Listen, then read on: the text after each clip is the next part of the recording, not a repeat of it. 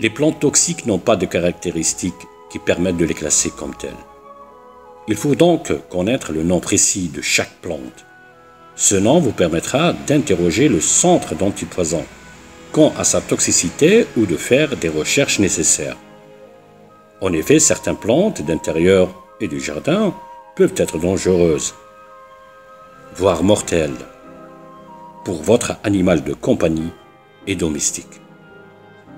Pour les reconnaître, découvrez les plantes toxiques dont il faut se méfier.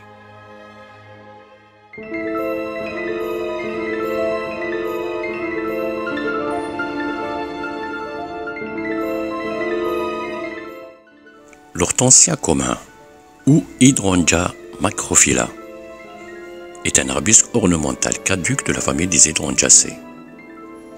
Les feuilles sont opposées et dentées en scie.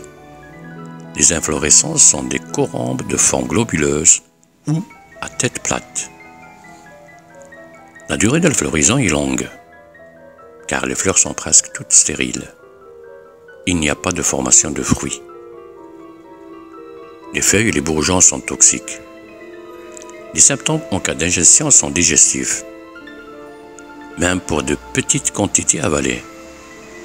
La plante contient entre autres des saponines, des dérivés coumariniques, ainsi que 0,1% d'hétérosides cyanogènes. Eux-mêmes à teneur inférieure à 5% en cyanure. La littérature toxicologique mentionne le problème de dermatite allergique au contact de la plante. Les feuilles séchées de la variété Hydrangea paniculata sont parfois fumées à la façon d'un joint de cannabis.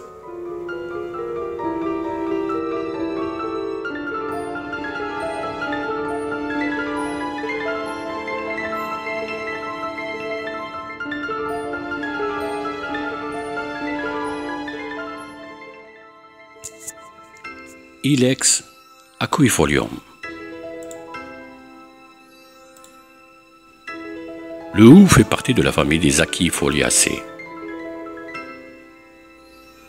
Le hou a des feuilles alternes de couleur vert foncé brillante, coriaces, tortueuses et dentées épineuses. L'arbre est dioïque, fleurs mâles et femelles sur des individus différents. De septembre jusqu'en hiver, les plantes femelles sont parées de baies rouges vifs. Les feuilles et les baies sont toxiques. L'absorption d'une ou deux baies est relativement sans danger. L'ingestion de plus grandes quantités entraîne de violents vomissements, de la diarrhée et parfois de la somnolence.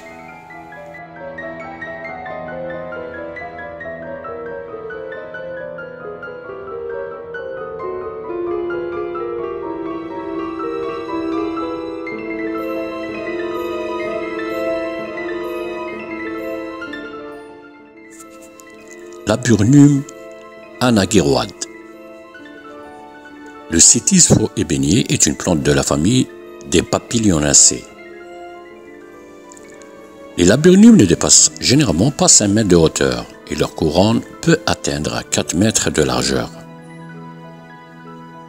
À la fin du printemps, alors que le feuillage vient à peine d'éclore,